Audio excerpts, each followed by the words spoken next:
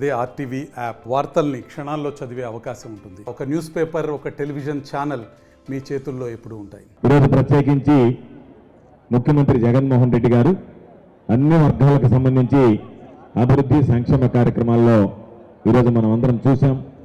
ఈ రాష్ట్ర చరిత్రలో ఏ ముఖ్యమంత్రి చేయనటువంటి విధంగా అనేక రకాలైనటువంటి కార్యక్రమాలకి ఆయన రూపకల్పన చేయడం జరిగింది. అందులో భాగంగా ఈరోజు చైర్మన్ గారు, ఎండీ గారు మాట్లాడినప్పుడు చెప్పినట్టుగా దాదాపుగా ఈ రాష్ట్రంలో 1,00,000 ఇళ్ల ఈరోజు నిర్మాణాన్ని పూర్తి చేసి వాటికి సంబంధించి అన్ని మౌలిక వసతులతో లబ్ధిదారులకి ఈరోజు అందించేటువంటి కార్యక్రమానికి నాంది పలకడం. దానిలో భాగంగా ఈరోజు నెల్లూరు జిల్లాకు సంబంధించి పెద్దల ఆదాల ప్రభాకర్ రెడ్డి గారి ఆధ్వర్యంలో 15,552 ఇళ్లు ఈరోజు ప్రారంభిస్తున్నటువంటి శుభ సందర్భంలో ఇది ఈ రాష్ట్ర మున్సిపల్ పురపాలక వ్యవహారాల శాఖ మంత్రిగా ఉన్నటువంటి ఈరోజు ఆదిమూలం సురేష్ గారి చేతుల మీదుగా ఈ కార్యక్రమాన్ని నిర్వహించి దాంట్లో మేమందరం కూడా కలిసి పాల్గొనడం జరిగింది. అయితే ఒక్కసారి చూస్తే గతంలో ఈ ఇళ్లకు సంబంధించి ఎంత ఆర్భాటం చేశారో చెప్పలేనటువంటిది. ఎప్పుడు కూడా మీరు గుర్తుంచుకోండి, చంద్రబాబు నాయుడు జీవితంలో ఏదైనా ఒక కార్యక్రమాన్ని నేను పూర్తి చేశా, మీకిచ్చా అనేటువంటి మాట చంద్రబాబు నాయుడు నోటుకుండా వినిపించదు. ఈరోజు ఇళ్లు నిర్మించి పూర్తి చేసి ఇక్కడ ఉన్నటువంటి లబ్ధిదారులకు అందజేస్తే నేను 70% పూర్తి చేశా, ఈరోజు వీళ్ళు పూర్తి చేస్తున్నామని చెప్తున్నారు.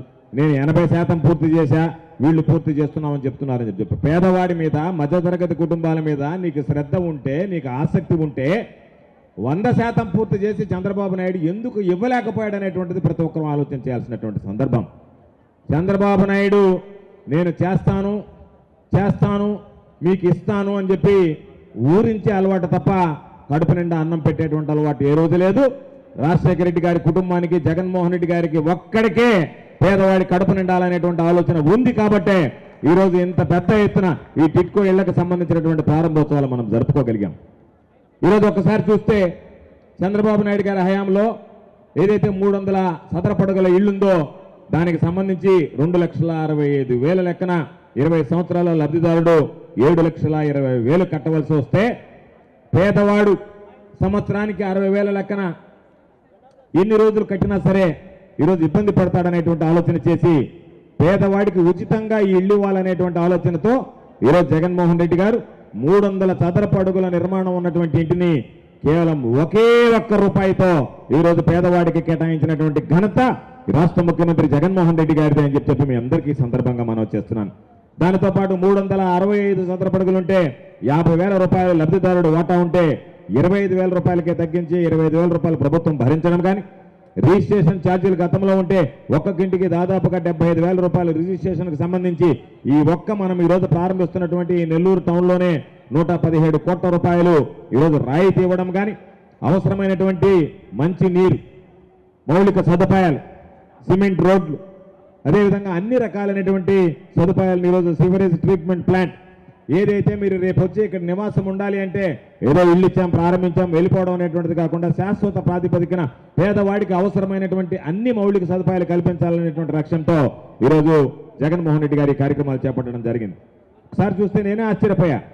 ఏ కేటగిరీ కింద ఈరోజు ఈ నెల్లూరు జిల్లాకు సంబంధించి 15,120 ఇళ్ళు ఇస్తే ఒక్క రూపాయితో 7,20,000 రూపాయలు భరించాల్సినటువంటిది ఒక్క రూపాయి భరించి మీరు తీసుకుంటే జగన్మోహన్ రెడ్డి గారు మీ పక్షాన ప్రభుత్వం తరఫున ఇచ్చినటువంటిది 1,088,64 లక్షల రూపాయలు ఈరోజు పేదవాడికి సంబంధించి ఒక్క మన నెల్లూరు నగరంలోనే జగన్మోహన్ రెడ్డి గారు ఈరోజు భరించడం జరిగింది అనేటువంటి విషయాన్ని మీ అందరికీ సందర్భంగా తెలియజేస్తున్నాను.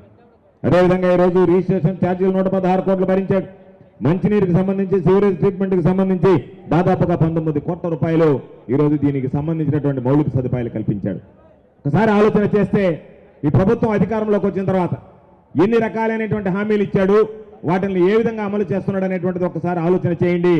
2014 ముందు చంద్రబాబు నాయుడు అధికారంలోకి రావడానికి ఎన్ని రకాలైనటువంటి హామీలు ఇచ్చాడు, ఎన్ని అమలు చేశాడు అనేటువంటిది ఒక్కసారి ఆలోచన చేయండి. ఈరోజు మనం ఆలోచన చేస్తే పేదవాడికి సంబంధించినటువంటి పెన్షన్ 1000 రూపాయలు ఇచ్చేవాడు చంద్రబాబు నాయుడు. జగన్మోహన్ రెడ్డి గారు గుంటూరు ప్లేనరీలో వైఎస్ఆర్ కాంగ్రెస్ పార్టీ ప్రభుత్వం అధికారంలోకి వస్తే పేదవాడికి 2,000 రూపాయలు పెన్షన్ ఇస్తానని చెప్పి ప్రకటించడం జరిగింది. ఎన్నికలకు 2 నెలల ముందు చంద్రబాబు జగన్మోహన్ రెడ్డి గారు 2,000 రూపాయలు పెన్షన్ ఇస్తానన్నాడు. ఆ 2,000 రూపాయల పెన్షన్ ఇస్తే జగన్మోహన్ రెడ్డి గారికి ఓట్లు వేస్తారు. కాబట్టి ఏదో ఒక విధంగా నేను 2,000 రూపాయలు చేస్తే ఆ ఓట్లు దండుకుందాం, అధికారంలోకి వచ్చిన తర్వాత సగాటికి సగం పెన్షన్లు కత్తిరించి భారం పడకుండా చూసుకుందాం అనేటువంటి ఆలోచనతో ఆ రోజు 2,000 రూపాయలు చంద్రబాబు నాయుడు ఎన్నికలకు 2 నెలల ముందు ఇవ్వడం జరిగింది. అనేక సందర్భాల్లో ఆ రోజు ప్రచారంలోకి వెళ్ళినప్పుడు ప్రజలు చెప్పినటువంటి మాట, అయ్యా చంద్రబాబు నాయుడు ఈరోజు మాకు 2,000 రూపాయలు ఇచ్చిన, జగన్మోహన్ రెడ్డి గారు గుంటూరు ప్లేనరీలో ప్రకటించాడు కాబట్టి 2,000 రూపాయలు ఇచ్చాడు తప్ప లేకపోతే ఒక్క రూపాయి కూడా పెంచి ఉండేవాడు కాదు. కాబట్టి చంద్రబాబు నాయుడు ఈరోజు ఇచ్చేటువంటి 2,000 రూపాయలు కూడా చంద్రబాబు నాయుడు ఇప్పించినటువంటి ఘనత మాత్రం జగన్మోహన్ రెడ్డి గారిదే అని చెప్పినటువంటి నేపథ్యం. ఈరోజు అధికారంలోకి వస్తే 2,000 నుంచి 3,000 రూపాయలకి పెన్షన్ పెంచుకుంటూ పోతామని చెప్పి మొట్టమొదటి సంతకం 2,250 రూపాయల మీద పెట్టాడు. 2,500కి పెంచాడు. నిన్నటి దాకా 2,750 రూపాయలు ఇచ్చాడు. ఈరోజు 3,000 రూపాయలు ఇస్తున్నాడు. పెన్షన్ పంపిణీ చూస్తే అనేక సందర్భాల్లో ప్రతిపక్ష శాసనసభ్యుడిగా వెళ్ళేవాడిని. ఆ పెన్షన్ ఇవ్వడానికి వచ్చేవాడు ఆయన, డిస్బర్స్మెంట్ ఆఫీసర్ అని. ఆయన పొద్దున్నే 10 గంటలకు వచ్చేవాడు, 1 గంట పెన్షన్ ఇచ్చేవాడు. 11 గంటలకల్లా నేను కాఫీ తాగి రావాలి అని చెప్పి వెళ్ళిపోయేవాడు. 11:30కు వచ్చేవాడు, 1 గంట పెన్షన్ ఇచ్చేవాడు. 12:30 కల్లా నాకు అలాకోలు అవుతుంది, నేను ఫోన్ చేసి వస్తాననేవాడు. 2 గంటలకు వచ్చేవాడు, 1 గంట పెన్షన్ ఇచ్చేవాడు. 3 గంటలకు నేను టీ తాగి రావాలని చెప్పిపోయేవాడు. మరలా 3:30కు వచ్చేవాడు, 1 గంట పెన్షన్ ఇచ్చేవాడు. నాకు బస్సు దూరమో, నేను బస్సు ఎక్కాల, నా బస్సు పోతుందని చెప్పి 4:30కి వెళ్ళిపోయేవాడు. దివ్యాంగులు, వృద్ధులు పడికాపులు కాయాల్సినటువంటి పరిస్థితి ఏర్పడితే పెన్షన్ తీసుకోవడానికి ఈరోజు ఎవ్వరు ఎక్కడికి వెళ్లాల్సినటువంటి అవసరం లేకుండా 1వ తేదీ కల్లా టంచనగా వాలంటీర్లు మీ ఇంటి ముందు నిలబెట్టి మీ గుమ్మం తలుపు తట్టి పేదవాడి ఇంటికి పెన్షన్ నడిపించినటువంటి ఘనత ఈ రాష్ట్ర చరిత్రలో జగన్మోహన్ రెడ్డి గారిది, ఈ దేశ చరిత్రలో జగన్మోహన్ రెడ్డి గారిది అని చెప్పి ఈ సందర్భంగా మీ అందరికీ మనవి చేస్తున్నాను. ఎన్ని రకాలైనటువంటి హామీలు ఇచ్చినా ధైర్యంగా వాటిని అమలు చేశాడు.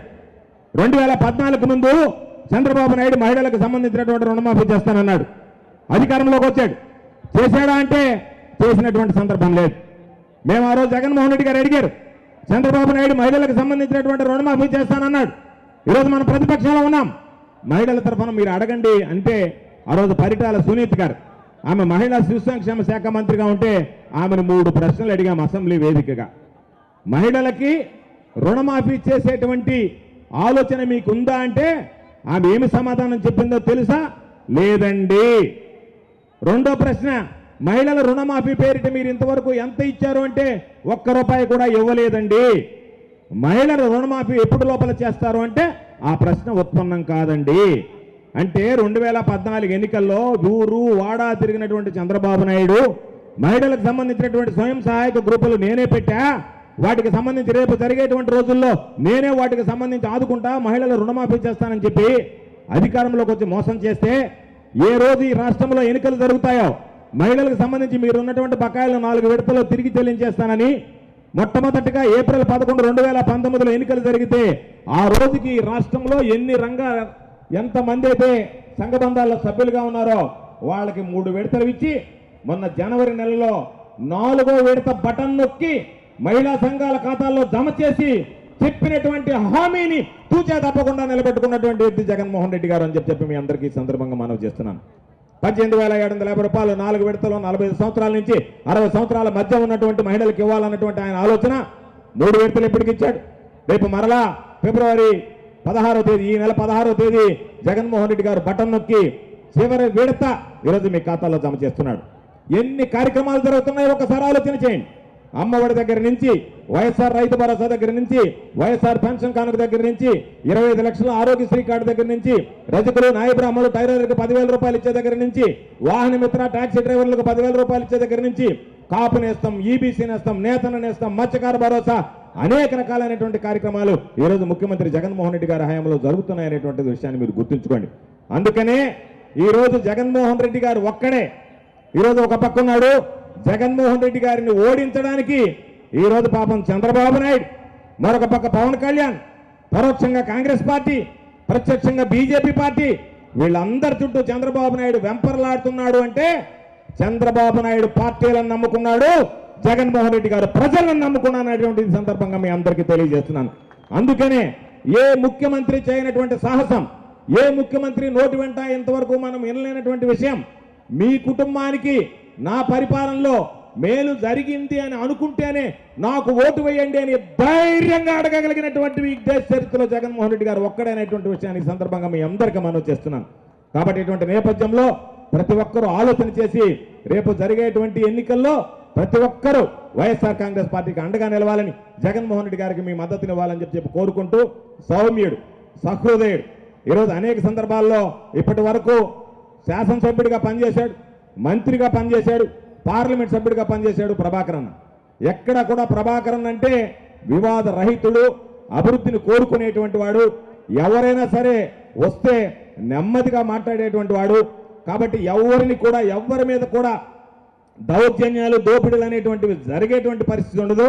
కాబట్టి నేను మిమ్మల్ని అందరినీ కోరుకునేది, రేపు జరిగేటువంటి ఎన్నికల్లో ఈ రూరల్ నుంచి పోటీ చేసేటువంటి ప్రభాకరన్కి మనందరం తిరుగులేనటువంటి విజయాన్ని భారీ మెజారిటీతో అందించాల్సిందిగా మిమ్మల్ని అందరినీ కోరుకుంటూ, ఈరోజు ప్రత్యేకించి ఎన్ని కార్యక్రమాలు ఉన్నా కాసేపు వాయిదా వేసుకొని ఈ కార్యక్రమంలో పాల్గొనడానికి ప్రధానమైనటువంటి కారణం నా సోదరుడు సురేష్. ఎందుకు నేను సోదరుడు అంటానంటే, మేమిద్దరం కలిసి ప్రతిపక్షంలో అనేక రకాలైనటువంటి పోరాటాల్లో వెళ్ళినటువంటి వాళ్ళం. జగన్మోహన్ రెడ్డి గారి ఆశీస్సులతో పబ్లిక్ అకౌంట్స్ కమిటీ మెంబర్లుగా పనిచేసినటువంటి వాళ్ళం. ఎక్కడికి వెళ్ళినా సరే ఇద్దరం అదే ఆప్యాయత, అదే అనురాగంతో ఉన్నాం. కాకపోతే నాకన్నా సీనియర్ కాబట్టి నాకన్నా ముందు శాసనసభ్యుడయ్యాడు. ఆ తర్వాత ఇది 3వ విడత శాసనసభ్యుడు ఆయన. కాబట్టి వరుసగా 3 సార్లు శాసనసభ్యుడయ్యాడు. 5 సంవత్సరాలు మంత్రి ఉన్నాడు. విద్యాశాఖని బ్రహ్మాండంగా నిర్వహించాడు. మరలా ఈరోజు ఇన్ని ఇళ్ళు ప్రారంభోత్సవానికి కారకుడు ప్రధానమైనటువంటి అందరితో పాటు ఈ రోజు ఉన్నటువంటి మన మధ్య ఉన్నటువంటి మున్సిపల్ శాఖ మంత్రి ఆదిమూలపు సురేష్ గారు ప్రధానం ఒకడు అని చెప్పి ఈ సందర్భంగా మీ అందరికీ మనవి చేస్తూ, మిమ్మల్ని అందరినీ కూడా రాబోయేటువంటి రోజుల్లో మంచి మనసుతో, నిండు హృదయంతో వైఎస్ఆర్ కాంగ్రెస్ పార్టీని ఆదరించి, జగన్మోహన్ రెడ్డి గారిని ఆశీర్వదించి, మీ సంపూర్ణమైనటువంటి ఆశీస్సులతో జగన్మోహన్ రెడ్డి గారికి, వైఎస్ఆర్ కాంగ్రెస్ పార్టీకి తిరుగులేనటువంటి విజయాన్ని సాధించడానికి మీరందరూ భాగస్వాములు కండి అని చెప్పి మిమ్మల్ని అందరినీ పేరు పేరున చేతులు జోడించి సవినయంగా ప్రార్థిస్తూ మీ అందరి దగ్గర సెలవు తీసుకుంటున్నాను. జై హింద్, జై జగన్. మరిన్ని వీడియోస్ కోసం ఛానల్ ని సబ్స్క్రైబ్ చేయండి. లేటెస్ట్ అప్డేట్స్ కోసం వాట్సాప్ ఛానల్ ని ఫాలో చేయండి. అండ్ లింక్ డిస్క్రిప్షన్ లో ఉంది.